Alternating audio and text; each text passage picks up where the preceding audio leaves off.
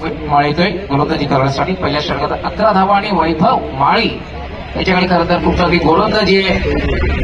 संघासाठी तो एक चांगली कामगिरी करू शकेल का हे फार महत्वाचं आहे.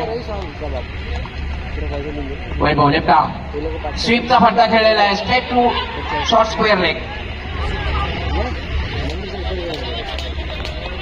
शॉर्ट स्क्वेअर लेग जोडी खेळपट्टीवर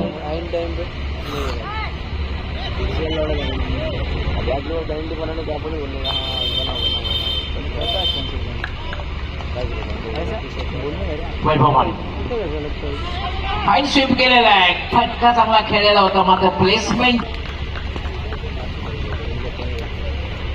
वैभव पुन्हा एकदा मार्कस होईल यावेळेला मात्र चांगला चेंडू आहे. रामबाग चषक जी उरणमध्ये स्पर्धा संपन्न झाली.